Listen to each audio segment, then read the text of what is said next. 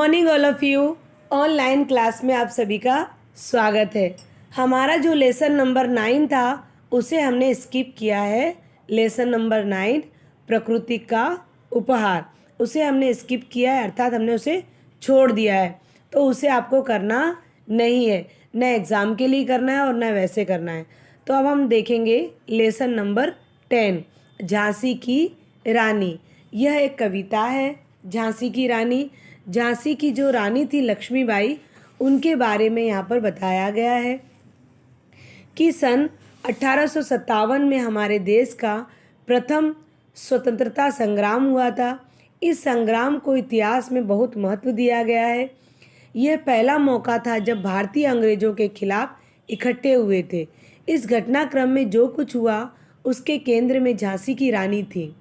झांसी की रानी ने ही अपनी वीरता और जोश के साथ यह रचना रची थी।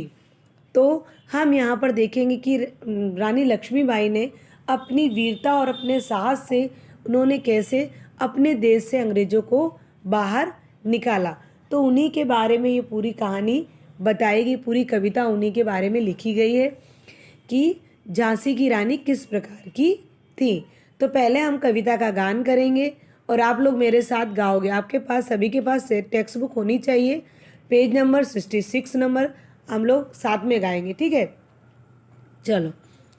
सिंहासन हिल उठे, राजवंशों ने ब्रुकटी तानी थी, बूढ़े भारत में भी आई फिर से नई जवानी थी, गुमी हुई आज़ादी की कीमत सबने पहचानी थी, दूर फिरंगी को करने की सबने मन में ठानी थी, चमक उठी सन 57 में वह तलवार पुरानी थी, बूंदे लेहर बोलो के मुँह हमने सुनी कहानी थी, खूब लड़ी मर्दानी वह तो झांसी वाली रानी थी, कानपुर के नाना की मुँह बोली बहन छबीली थी, लक्ष्मीबाई नाम पिता की वह संतान अकेली थी, नाना के संग पढ़ती थी वह नाना के संग खेली थी, बर्ची डाल कृपाण कटाली उसकी यही सहेली थी।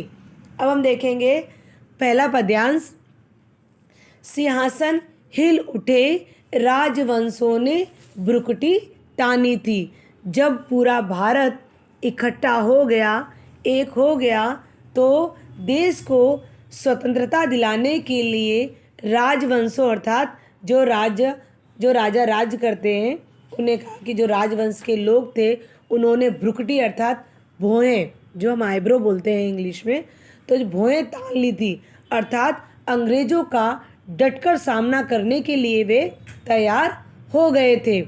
बूढ़े भारत में भी आई फिर से नई जवानी थी। उन्हें क्या था कि हमारा देश कैसा हो गया था, बूढ़ा हो गया था। बूढ़ा कैसे हो गया था कि वो अंग्रेज़ों का गुलाम हो गया था। लेकिन लक्ष्मीबाई ने क्या किया कि सभी अपने देश के सभी वासियों को इकट्ठा किया और फिर से एक नई तरंग, एक नई उमंग, एक नया साहस, यानी एक नई जवानी थी। फिर से उनके अंदर एक नया साहस, एक नया उमंग, लड़ाई करने का और अपने भारत देश को जीतने का उनके अंदर एक नई जवानी की एक उमंग आ गई।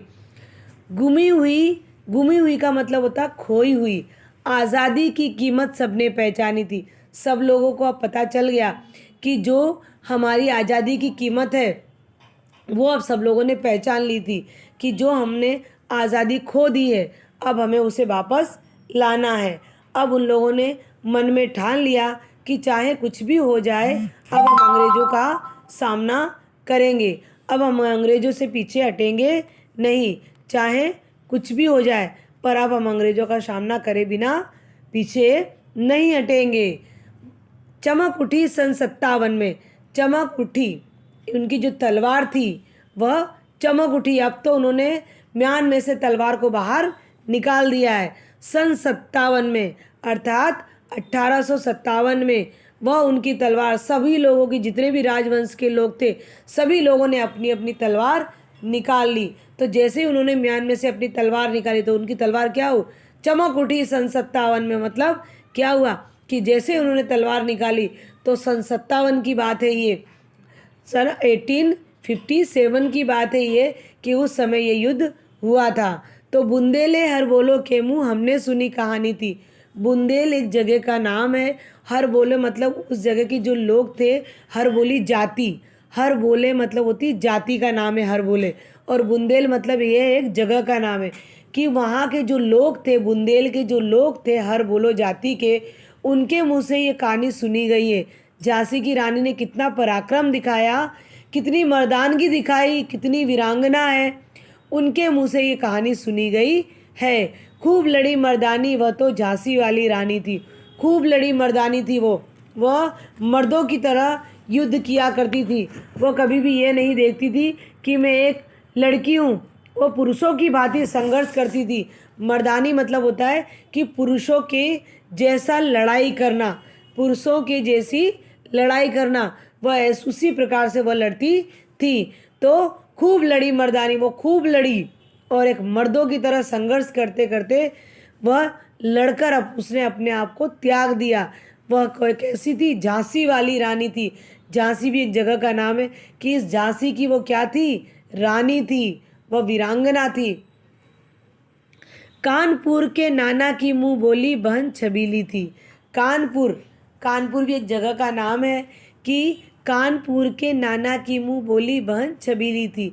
छबीली अर्थात जो लाड़ प्यार में, जो खूब लाड़ प्यार में खेली जाती हो। और मुंह बोली अर्थात क्या होता है कि जैसे मैंने किसी को अपना बहन बना लिया, जैसे स्कूल में हम लोग बनाते हैं बराबर, किसी को बहन बनाते, किसी को भाई बनाते, तो मुंह बोली। सगे भाई बहन नहीं थे, लेकिन कानपुर के नाना की मुंह बोली बहन छबीली थी। वहाँ पर उसके जो कानपुर में जो एक नाना रहते थे, उनकी मुंह बोली, उनको सिर्फ उन्होंने मुंह से उसे बहन बनाया था, तो बहुत ही उनकी लाडली थी। छबीली अर्थात होता है लाडली थी। लक्ष्मीबाई नाम पिता की, वह संतान अकेली थी। उनका नाम क्या था? लक्ष्मीबाई था और वह अपने पिता की एकमात्र संतान थी। नाना के संग पढ़ती थी, वह नाना के संग खेली थी। वह नाना के यहाँ पे ही रहकर पढ़ती थी और वह नाना के यहाँ पर ही रहकर खेली थी। वहीं रहती थी, वहीं पढ़ती थी, वहीं खेलती थी। फिर बर्छी ढाल कृपाण कटाली, यानी बर्छी अर्थात बोलते हैं जो लोखंड की गोल होती है, ढाल जिसको हम जब युद्ध करते हैं तो उसको हम पकड़कर हम उससे बचाव करते हैं। देखो आपके चित्र के अंदर जहाँ झांसी रानी का फोटो है उसके नीचे ही देखो बर्छी भी डली हुई है, तलवार भी डली हुई है और कृपाण भी डली हुई है। कटारी मतलब होता है छोटा सा चक्कू। तो बोले इस प्रकार वो सबसे ही वो खेला करती थी। उसके पास कोई खिलौने नहीं होते थे, उसने बचपन से ही ये बर्छी, तलवार, कटारी, ढाल इन सब के साथ ही वो खेला करती थी। यही सब उसकी सहेलियां थी, यही सब उसकी सखी थी। कोई उसकी वैसी सहेली नहीं थी। वह जिस प्रकार छोटा बच्चा खिलौने से खेलता है, लेकिन वो खिलौने से नहीं खेलती थी। वह किससे खेलती थी? वो बर्छी, ये लोखंड की जो बर्छी है, जो कटार है, जो तलवार है, इससे वह खेला करती थी और यही उसकी सहेली थी। एक बार सबको साथ में हम देख लेते हैं। देश को स्वतंत्रता कराने के लिए राजवंशी लोगों ने डटकर अंग्रेजों का मुकाबला किया, क्योंकि अब उन्होंने आज़ादी की सही कीमत को पहचान लिया था और अंग्रेज को बाहर निकालने की बात अपने मन में ठान ली थी। सन 1857 के प्रथम स्वतंत्रता संग्राम में लक्ष्मीबाई ने अंग्रेजों के विरुद्ध युद्ध छेड़ दिया। उनकी वीरता का सभी ने लोहा मान लिया। बुंदेलखंड के लोग गायक अब भी उनकी वीरता के किस्से गाते हैं। कानपुर के नाना साहब लक्ष्मीबाई को छबीली कहते थे। छबीली अर्थात वो बहुत ही खुश रहती, बहुत ही लाड़ प्यार की बेटी थी, इसलिए उन्हें छबीली नाम दिया गया था। वे अपने माता पिता की एकमात्र संतान थी। वे बचपन में नाना साहब के साथ पढ़ी और खेली थी। लक्ष्मीबाई को बचपन से ही बर्छी, ढाल, कृपाण, कटार और हथियार बहुत प्रिय थे। उनकी रुचि वीरता की कहानी पढ़ने व सुनने में थी। उन्हें वीर शिवाजी की कहानी भी मुँह जवानी याद थी। रानी लक्ष्मीबाई युद्ध के मैदान में पुरुष की भांति लड़ाई किया करती थी। ठीक है, वीर शिवाजी की गाथाएं उसको याद जवानी थी, बुंदेले हर बोलो के मुँह हमने सुनी कहानी थी। खूब लड़ी मर्दानी वह तो झांसी वाली रानी थी। हुई वीरता की वैभव के साथ सगाई झांसी में, ब्याह हुआ रानी बन गई लक्ष्मीबाई झांसी में। राजमहल में बजी बधाई खुशियाँ छाई झांसी में। सुबट बुंदेलों की विरुद्धावली सी वह आई झांसी में। चित्रा ने अर्जुन को पाया शिविर से मिली भवानी थी। बुंदेले हर बोलो के मुँह हमने सुनी कहानी थी। खूब लड़ी मर्दानी वह तो झांसी वाली रानी थी।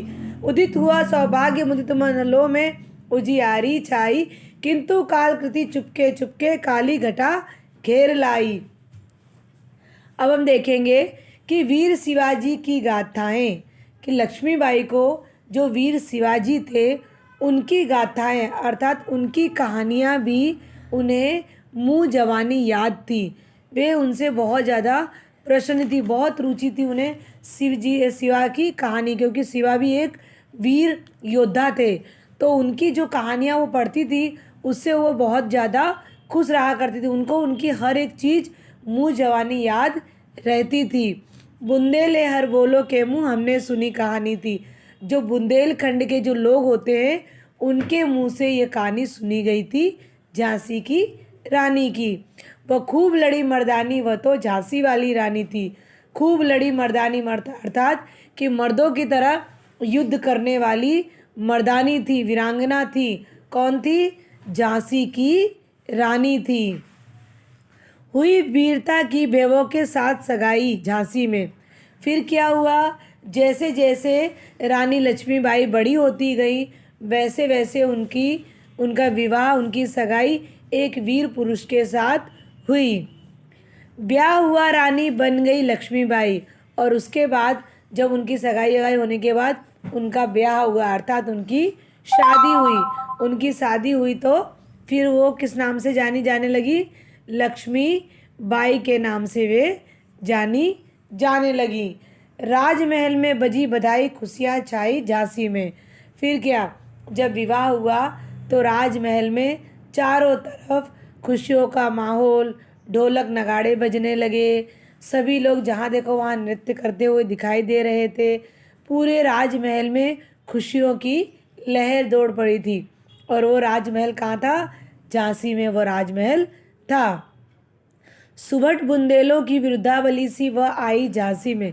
सुबट का मतलब होता है युद्ध, और बुंदेलो अर्थात जो बुंदेलखंड एक जगह का नाम है, और विरुद्धावली के मतलब होता है गाथा।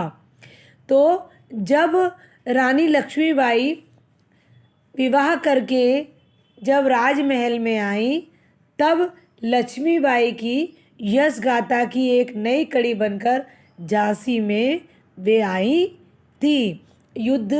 जब युद्ध बुंदेल में हुआ तो विरुद्धावली अर्थात उसकी जो गाथा थी, जो यश गाथा थी, वह झांसी में बताई गई अर्थात सुनाई गई। और जब उनका विवाह हुआ तो वे कैसी लग रही थी? जैसे चित्रा ने अर्जुन को पाया। जिस प्रकार से वीर अर्जुन को किसने पाया? चित्रा ने पाया। और शिव भगवान को किसने पाया? माँ दुर्गा ने पाया। पार्वती भी कहते हैं हम उनको।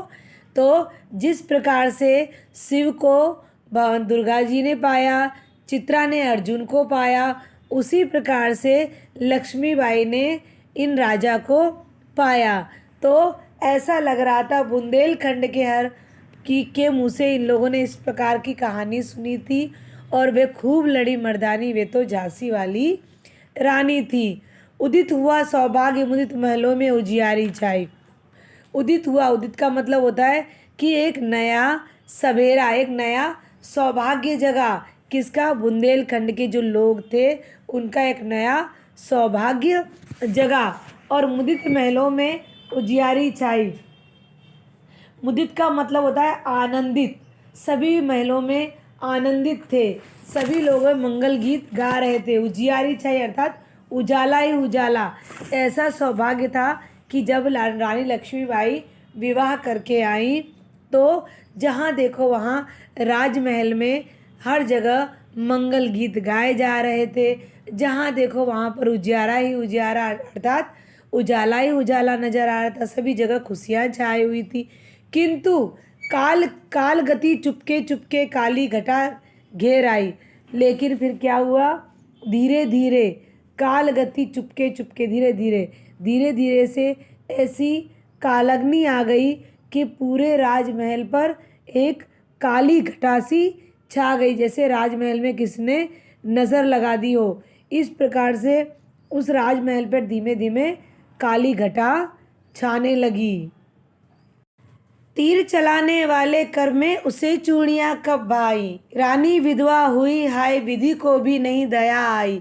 निसंतान मरे राजा जी, रानी शोक समानी थी। बुंदेले हर बोलो के मुँह, हमने सुनी कहानी थी। खूब लड़ी मर्दानी, वह तो झांसी वाली रानी थी। बुझा दीप झांसी का तब डलहौजी मन में हर्ष आया। राज्य हड़प करने का उसने यह अच्छा अवसर पाया। फौरन फौजे भेज दुर्ग पर अपना झंडा फहराया। लावर इसका वारिस बनकर ब्रिटिश राज्य झांसी पर आया। अब यहाँ पर क्या हुआ कि जब रानी लक्ष्मीबाई विवाह करके राजमहल में आई, तो राजमहल में जहाँ देखो वहाँ पर खुशियाँ ही खुशियाँ छाई हुई थी। लेकिन समय किसके बस में होता है, समय किसी के बस में नहीं होता। धीरे धीरे जो राजमहल पर काला अग्नि अर्थात काली घटा छाने लगी। धीरे धीरे थोड़ा समय निकलने के बाद रानी के जो राजा थे, जिनका नाम था गंगाधर राव, उनकी मृत्यु हो जाती है। अर्थात जो लक्ष्मीबाई होती है उनके पति की मृत्यु हो जाती है। और मृत्यु होने के बाद वे भी क्या होती हैं कि धीमे धीमे वे भी शोक में डूब जाती हैं। और वो तीर चलाने वाली यानी कि जो झांसी की रानी होती हैं, उन्हें हमेशा से तीर तलवार ये सब चलाने का शौक़ था। तो उनके हाथ में चूड़ियाँ कैसे रह सकती हैं, तो उनके हाथ में उन्हें चूड़ियाँ पहनना पहले से भी अच्छा नहीं लगता था। रानी विधवा हुई हाय, फिर क्या हुआ, रानी विधवा हो गई, उनके पति की मृत्यु हो गई। विधि को भी दया नहीं आई। विधि अर्थात भगवान को भी उस बिचारी लक्ष्मीबाई पर दया नहीं आई। निसंतान मरे राजा जी, जब नई नई शादी तो उनकी संतान भी नहीं थी और निसंतान ही राजा मर गए। ये जब देखा सब कुछ रानी ने, तो रानी भी शोक में डूब गई और बहुत दुखी हो गई, बहुत रोने लगी। यह सब हमने किसके मुँह से कहानी सुनी, बुंदेलखंड के जो लोग थे उनके मुँह से हमने ये कहानी सुनी थी कि झांसी की जो रानी थी वह पुरुषों की तरह युद्ध किया करती थी। बुझा दीप झांसी का तब डलहौजी मन में हर्ष आया। जब इस तरह से राजा की मृत्यु हो गई तो रानी अकेली रह गई। तो जो अंग्रेज का जो डलहौजी था, जो अंग्रेज थे, जिसमें से जो अंग्रेज मेन व्यक्ति था उसका नाम था डलहौजी, वो मन में हर्ष आया। हर्ष आया अर्थात मन में बहुत खुश हो गया कि अब तो इस राज्य पे राज करने वाला कोई उत्तराधिकारी नहीं है, कोई इस पे राज्य करने वाला नहीं है। तो वो मन में बहुत खुश हो गया कि राजा की तो मृत्यु हो गई है, अब रानी हमारा क्या बिगाड़ लेगी। तो वो बहुत खुश हो गया क्योंकि उसके अब वो सोचा कि वो झांसी है वो उसके बस में हो गया। झांसी का जो राजा था वो तो मर गया, अब झांसी पर किसका अधिकार हो जाएगा, अंग्रेजों का। इसलिए डलहौजी क्या हुआ, बहुत खुश हो गया। राज हड़प करने का उसने यह अच्छा अवसर पाया। उसे पता चल गया कि नारी जो होती है, जो नारियां होती है, वो युद्ध नहीं लड़ सकती, वो युद्ध का हमारे सामने युद्ध का सामना नहीं कर पाएंगी। तो उसके मन में जो राज्य था उसे हड़पने क्या, उसके मन में उसे अच्छा लगा कि अब मैं किसी भी तरह से इस राज्य को हड़प लूँगा। यह अच्छा अवसर है क्योंकि अभी इस समय जो राजा थे वो मर गए हैं और सभी लोग शोक में डूबे हुए हैं। तो क्या करना चाहिए, तुरंत इस अवसर का मौके का फ़ायदा लेना चाहिए। तो उसने क्या किया, जो अंग्रेज डलहौजी था उसने अपनी फ़ौज को यानी अपनी सेना को तुरंत कहाँ पर भेजा, झांसी में भेजा। और वहाँ झांसी में अपना झंडा लहरा दिया कि अब इस झांसी पर हमारा अधिकार है। लावार इसका वारिस बनकर ब्रिटिश राज्य झांसी पर आया। अब लावारिस अर्थात होता है जिसका कोई होता नहीं है। तो वो जो राज्य का कोई उत्तराधिकारी नहीं था, तो जो अंग्रेज लोग थे उन्हें क्या लगा कि अब उसके उत्तराधिकारी हम बन गए और ब्रिटिश ने अपना राज्य झांसी पर बना लिया। झांसी पर अपना राज्य बना लिया। अश्रुपूर्ण रानी ने देखा झांसी हुई वीरानी थी, बुंदेले हर बोलो के मुँह हमने सुनी कहानी थी। खूब लड़ी मर्दानी वह तो झांसी वाली रानी थी, छीनी राजधानी दिल्ली की लिया लखनऊ बातों बात। कैद पेशवा था बिठूर में हुआ नागपुर का भी घात, उदयपुर तिजोर संतरा कर्नाटक की कौन विराट, जबकि सिंध पंजाब ब्रह्म पर अभी हुआ था ब्रज निपात। यहाँ पर कह रहे हैं कि जिस प्रकार से ब्रिटिश ने झांसी पर अपना राज्य जमा लिया तो यह सब देखकर रानी बहुत ज़्यादा दुखी हो गई। रानी ने कहा कि ये सब कैसे हो गया। जब ये सब कुछ रानी ने देखा, ये सब अपनी ही झांसी पर मतलब अपने ही चीज़ों पर कोई और अधिकार जमा रहा, कोई और अपना झंडा लहरा रहा है, तो ये सब देखकर रानी उनके आँखों में आंसू बहने लगे। वे अब वो ज़ोर ज़ोर से दुखी होकर रोने लगी। उनके आंसू से एकदम पूरा झांसी वीरान सा लगने लगा। पूरे झांसी के ऊपर एक वीरानता छा गई। राजा मर गए, राजा की मृत्यु हो गई, तो उसके बाद पूरी झांसी ब्रिटिश ने अपने कब्जे में कर ली। तो ये सब बुंदेले हर वो लोग, बुंदेल के जो लोग थे, उन्होंने ये सब हमको सुनाया था, सब हमको झांसी के बारे में सब कुछ बताया था। इतना ही नहीं कि ब्रिटिश ने सिर्फ झांसी पर अपना राज्य जमा लिया हो, इतना ही नहीं, उसके बाद उन्होंने क्या क्या किया। उन्होंने जो उनकी राजधानी थी दिल्ली अर्थात दिल्ली राजधानी थी, उसे भी उन लोगों ने छीन लिया। उसके बाद धीमे धीमे उन्होंने लखनऊ पर भी अपना राज्य जमा लिया। और कैद पेशवा था बिठूर, और पेशवा जो नाम के एक राजा थे, उन्हें भी उन्होंने कैद कर लिया।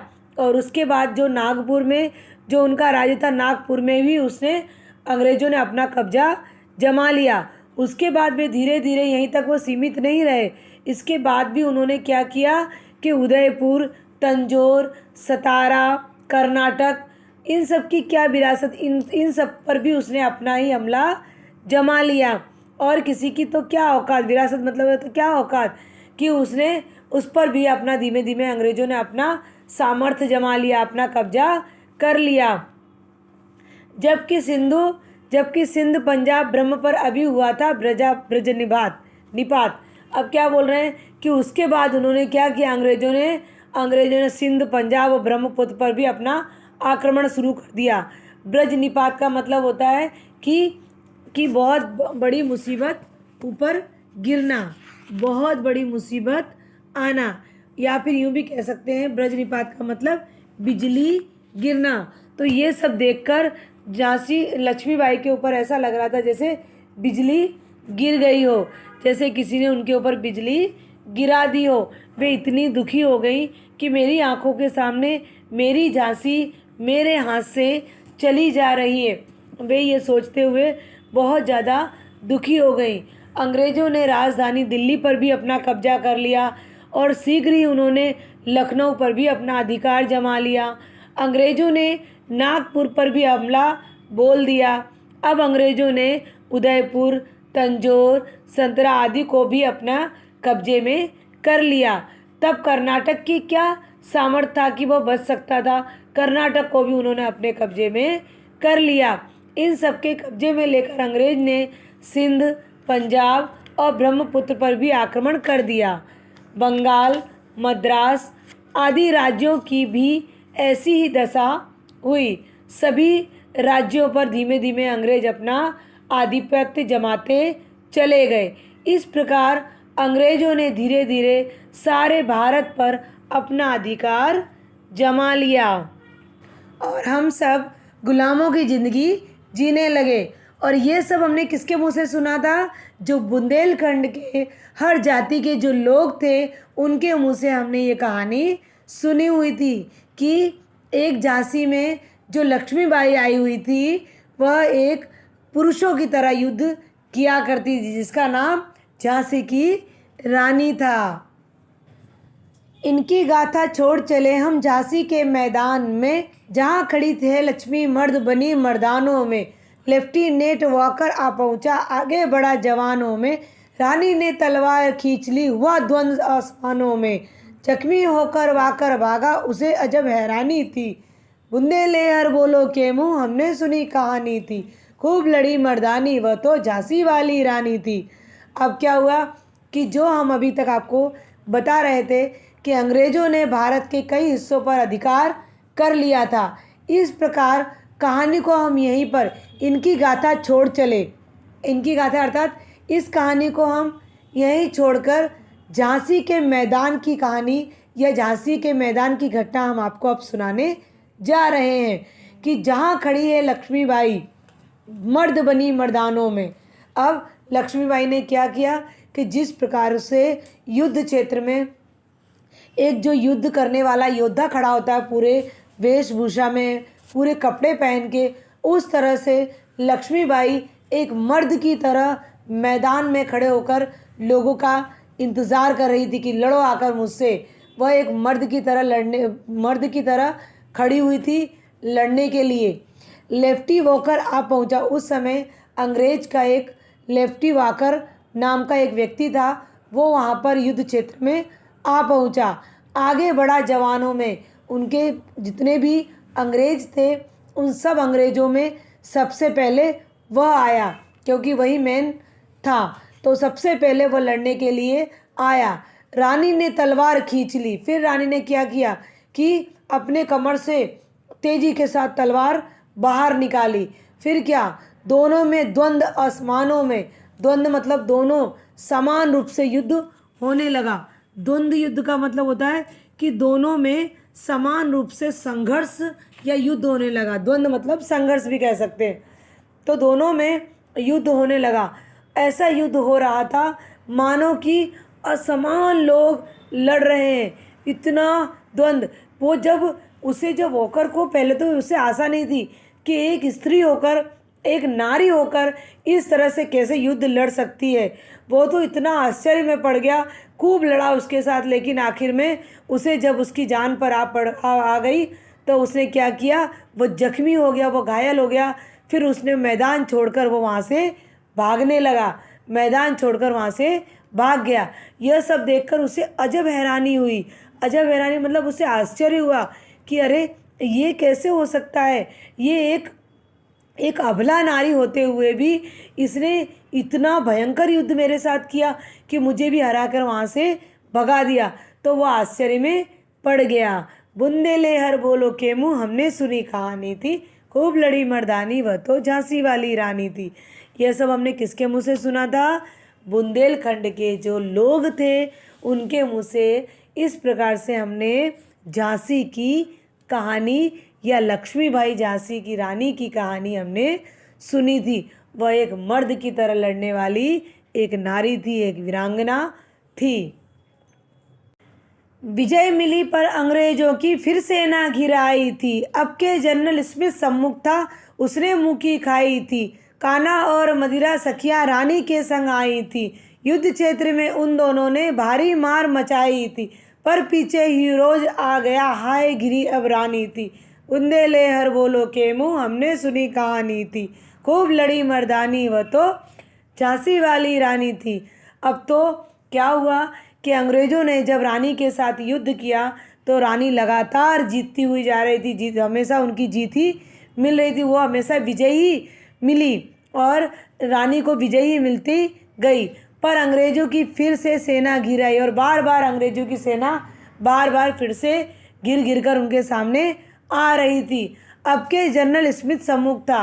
अभी तो जनरल भी सम्मुख आ गया, जो जनरल था अंग्रेज का जनरल आ गया, वो भी आकर उससे लड़ाई करने लगा। झांसी की जो रानी थी लक्ष्मीबाई, उनके साथ उसने भी युद्ध किया और युद्ध करते करते उसे भी मुँह की खानी पड़ी, अर्थात उसे भी हार का सामना करना पड़ा। वह भी परास्त होकर वहाँ से भाग निकला और जो रानी लक्ष्मीबाई लड़ाई कर रही थी, युद्ध कर रही थी, उनके साथ दो सखियाँ और भी रानियाँ गई हुई थी, जिनका नाम था कान्हा और मंदरा। ये दोनों भी खूब युद्ध में, उन्होंने भी युद्ध क्षेत्र में खूब अपनी मार मचाई। जितने भी अंग्रेज उनके सामने आते थे वे भी खूब युद्ध का सामना किया और उन्हें अंग्रेज़ों को भगाने का पूरा पूरा सहयोग लक्ष्मीबाई के साथ दिया। युद्ध क्षेत्र में उन दोनों ने भारी मार मचाई। अब तो रानी के साथ साथ उनकी दो सखियां थीं, जो दूसरी रानियां थीं, कान्हा और मंदरा, ये दोनों ने भी खूब वहाँ पर लड़ाई की, खूब अंग्रेज़ों को खूब मुँह खा खा के उन सबको वहाँ से भगाया। पर पीछे ह्यूरोज आ गया। अब क्या हुआ कि पीछे से दूसरा एक अंग्रेज़ था, ह्यूरोज नाम का, वह पीछे से आ गया और हाय अब गिरी रानी थी और चारों तरफ से अंग्रेज़ों ने उन्हें घेर लिया था। चारों तरफ से अंग्रेज़ों ने उन्हें घेर लिया था। अब रानी अकेली पड़ गई थी, क्योंकि रानी ने एक एक साथ पता नहीं कितने अंग्रेज़ों को एक साथ अपनी तलवार से मारा। वे भी युद्ध करते करते एकदम थक चुकी थी और अंत में फिर भी अंग्रेज़ में एक ह्यूरोज नाम का जो अंग्रेज़ था, उसने फिर से उन्हें घेर लिया। अंग्रेज़ ने भारत के कई हिस्सों पर अधिकार कर लिया था। इस कहानी को हम यहीं छोड़ रहे हैं। रानी की लगातार जीत हो रही थी, परंतु अंग्रेज़ों की सेना उन्हें बार बार घेर लेती थी। अब की बार रानी से लड़ने के लिए जनरल स्मिथ पहुंचा और रानी ने उसे भी परास्त करके भगा दिया। रानी के साथ कान्हा और मंदरा नाम की उनकी दो सहेलियां भी थीं। उन्होंने भी युद्ध के मैदान में शत्रुओं को खूब मारा। अचानक ह्यूरोज ने रानी को पीछे से आकर घेर लिया। रानी अंग्रेजी सेना से बुरी तरह गिर चुकी थी।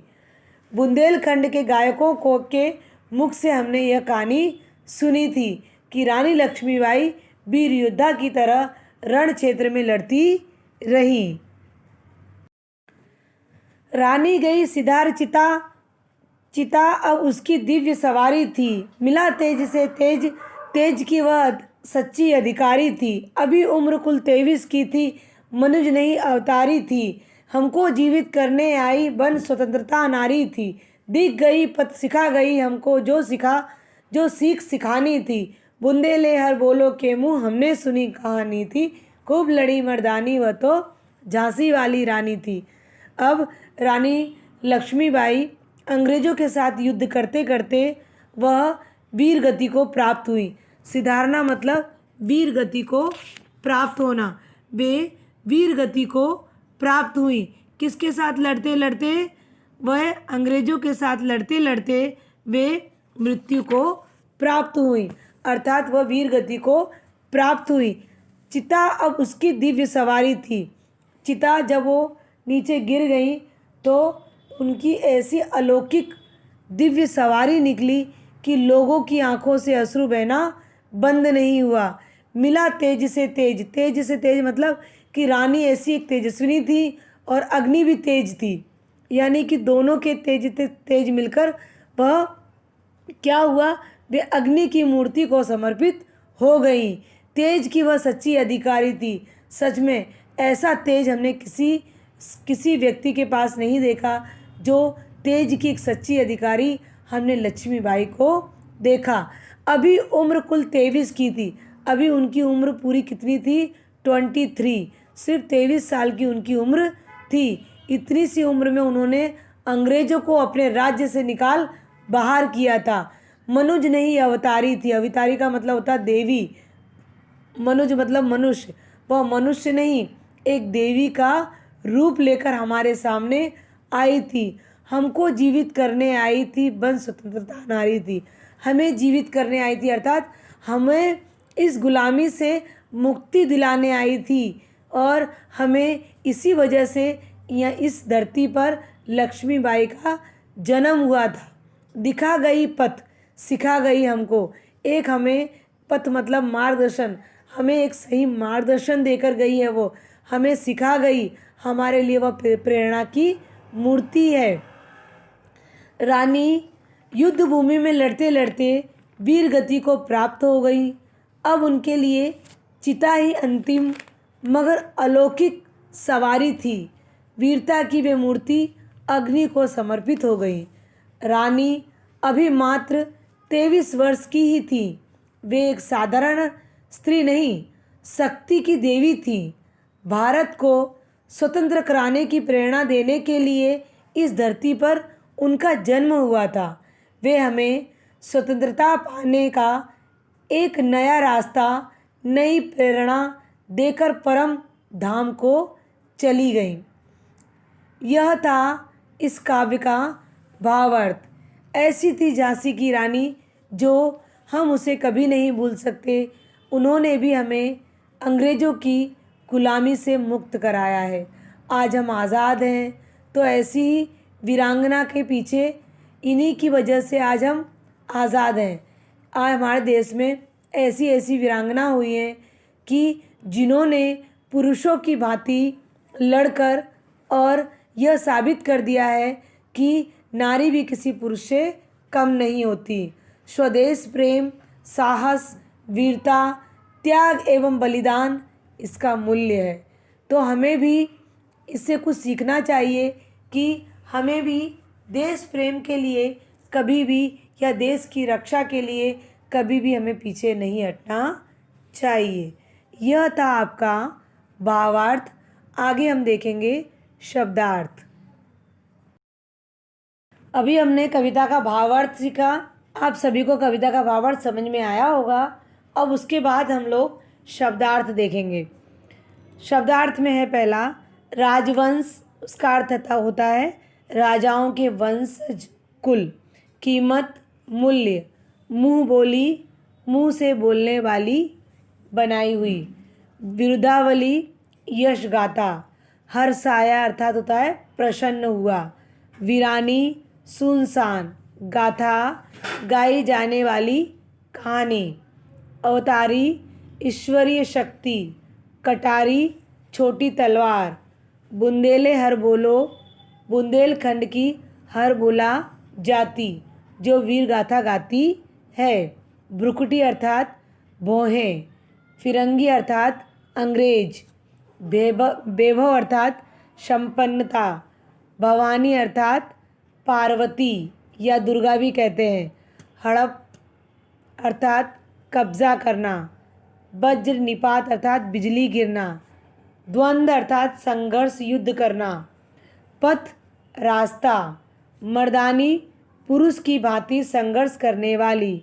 गुमी हुई, खोई हुई। ठानी, दंड निश्चय। भृगुट, वीर योद्धा।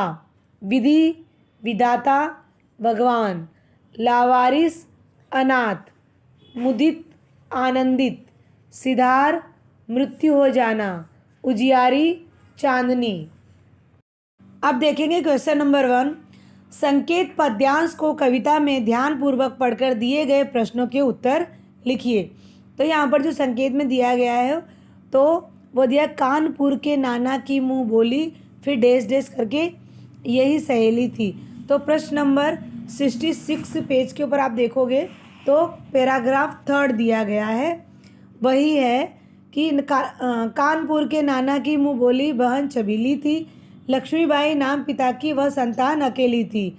नाना के घर पढ़ती थी वह, नाना के संग खेली थी।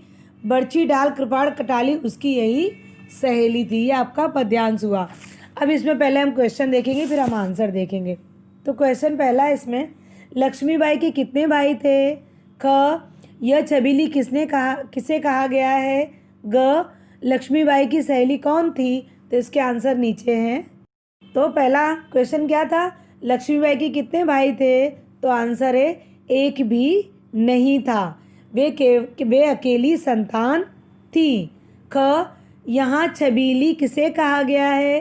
तो यहाँ छबीली रानी लक्ष्मीबाई को कहा गया है। ग, लक्ष्मीबाई की सहेली कौन थी? तो लक्ष्मीबाई की सहेली बर्छी, ढाल, कृपाण, कटारी लक्ष्मीबाई की सहेलियाँ थी।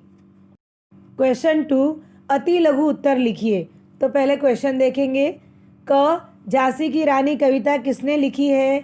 2, पुरानी तलवार कब चमक उठी थी? ग, मुंदेले हर बोलो का नाम कविता में क्यों आया है? तो इसके आंसर नीचे देखेंगे। तो पहले क्वेश्चन क्या था? झांसी की रानी कविता किसने लिखी है? तो आंसर है झांसी की रानी कविता प्रसिद्ध कवित्री सुभद्रा कुमारी चौहान ने लिखी है। 2 नंबर, ख नंबर, पुरानी तलवार कब चमक उठी थी? पुरानी तलवार सन 1857 में चमक उठी थी। ग, बुंदेले हर बोलो का नाम कविता में क्यों आया है? तो आंसर है बुंदेले हर बोलो का नाम बुंदेलखंड के लोक गायकों के लिए आया है जो उनकी वीरता के किस्से गाया करते हैं। आगे 3 नंबर लघु उत्तर लिखिए। लघु अर्थात छोटे उत्तर लिखिए। तो इसमें पहले क्वेश्चन देखेंगे। कविता के आधार पर लक्ष्मीबाई के चरित्र की कोई 3 विशेषताएं लिखिए। बूढ़े भारत और पुरानी तलवार का अर्थ स्पष्ट कीजिए।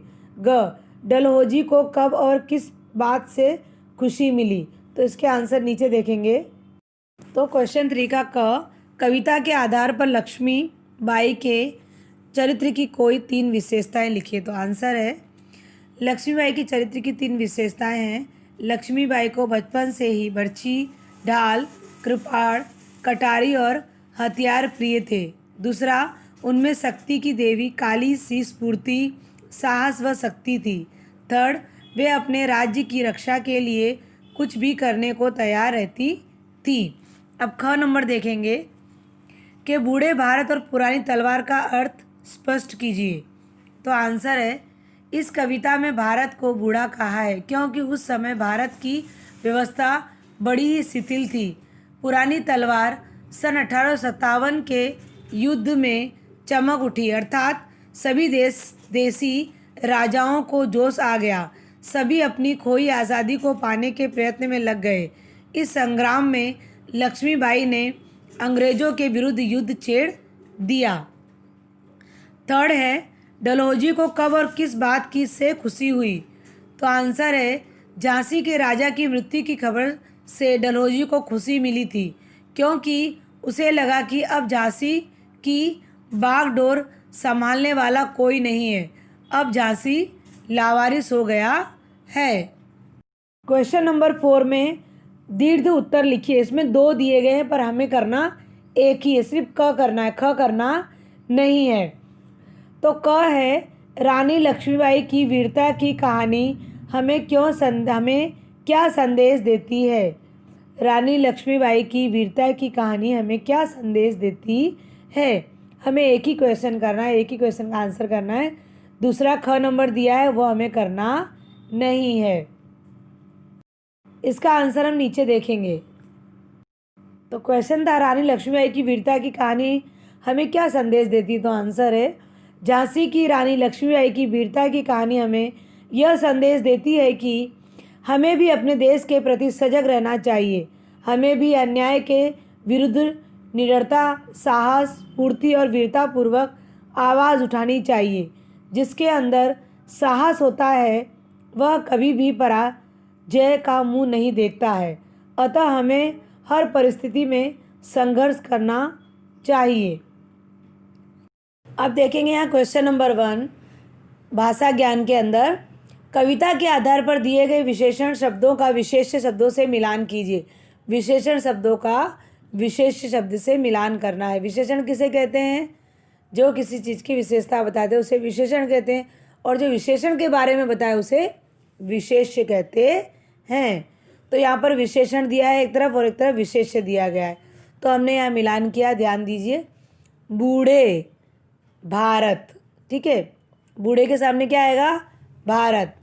पुरानी तलवार, मुँह बोली बहन, अकेली संतान। फिर इस साइड देखेंगे वीर शिवाजी, काली घटा, दिव्य सवारी, वीरानी झांसी। फिर देखेंगे क्वेश्चन नंबर 2 विशेषण के 4 भेद होते हैं। पता है ना सभी को, हमने सीखा है विशेषण के 4 भेद होते हैं। गुणवाचक विशेषण, संख्यावाचक विशेषण, परिमाणवाचक विशेषण और सार्वनामिक विशेषण। तो गुणवाचक विशेषण किसे कहते हैं? तो जो गुण, दोष, अवस्था आदि के बारे में बताते हैं उसे गुणवाचक विशेषण कहते हैं। जैसे बूढ़ा आदमी, तो आदमी कैसा है? बूढ़ा, तो ये उसका गुण है कि वो बूढ़ा है, ठीक है। आगे देखेंगे संख्यावाचक विशेषण। तो संख्या संबंधी विशेषता का बोध कराते हैं या संख्यावाचक शब्द होते हैं उसका बोध कराएं उसे हम संख्यावाचक विशेषण कहते हैं। जैसे 4 खिलौने। तो 4 क्या है? संख्या है, नंबर्स है, तो ये क्या हो गया? संख्यावाचक हो गया। फिर परिमाणवाचक विशेषण, जिसे मापा नापा तोला जाए या मात्रा नाप तौल आदि का बोध कराया जाए, उसे परिमाणवाचक विशेषण कहते हैं। जैसे 2 लीटर, 4 लीटर, 1 लीटर घी दे दो। तो जहाँ पर लीटर आते हैं वहाँ पर परिमाणवाचक विशेषण होता है। आगे सार्वनामिक विशेषण, सर्वनाम शब्द का विशेषण के रूप में प्रयोग होता है। सर्वनाम शब्द का विशेषण के रूप में प्रयोग होता है तो उसे सार्वनामिक विशेषण कहते हैं। जैसे यह लड़का, तो यह क्या है? सर्वनाम है। समझ में आया ना? अब यहाँ पर जो आगे नीचे दिया गया है वो हम देखेंगे। दिए गए वाक्यांशों में विशेषण का कौन सा भेद है, सही निशान लगाकर बताइए। तो जो यहाँ पर शब्द दिए गए हैं और यहाँ 2 ऑप्शन दिए हैं, तो आपको वो शब्द से पहचानना है कि जो 2 ऑप्शन में से सही ऑप्शन कौन सा है, उसके ऊपर आपको टिक करना है। ठीक है, सही की एक टिक लगानी है। तो पहले यहाँ पर दिया गया है नई कहानी, तो परिमाणवाचक विशेषण होगा या गुणवाचक विशेषण होगा? तो गुणवाचक विशेषण होगा, क्योंकि कहानी कैसी है? नई, तो उसका गुण है। आगे देखेंगे वह तलवार, तो वह तलवार सार्वनामिक विशेषण है या गुणवाचक विशेषण है? तो वह, यह, तुम, आप, स्वयं सर्वनाम होते हैं। तो ये क्या है? सर्वनामिक विशेषण पर हमने टिक किया है, वह है। फिर 2 सहेलियाँ, परिमाणवाचक विशेषण या संख्यावाचक विशेषण? तो यहाँ पर शब्द के आगे 2 आया है, 2, 4, 5, संख्यावाचक जो भी शब्द पहले आता है उसे क्या कहेंगे? संख्यावाचक विशेषण। ठीक है। थोड़ा पानी, परिमाणवाचक विशेषण या संख्यावाचक? तो परिमाणवाचक विशेषण। ये फूल गुणवाचक हैं या सार्वनामिक? तो ये सार्वनामिक विशेषण है। ठीक है। प्रेरक कविता, तो गुणवाचक विशेषण या परिमाणवाचक विशेषण? तो गुणवाचक विशेषण। आगे हम देखेंगे क्वेश्चन नंबर 3, कोष्टक में दिए गए शब्दों से विशेषण शब्द बनाकर लिखिए। कोष्टक में दिए गए शब्दों से विशेषण शब्द बनाकर लिखिए। तो इसमें पहला है खाली जगह अंग्रेज घमंड। तो यहाँ पर हमें जो कोष्टक में दिया है घमंड, उसका हमें विशेषण बनाना है। तो घमंड का विशेषण क्या होगा? घमंडी। क्या होगा? घमंडी। तो घमंडी अंग्रेज।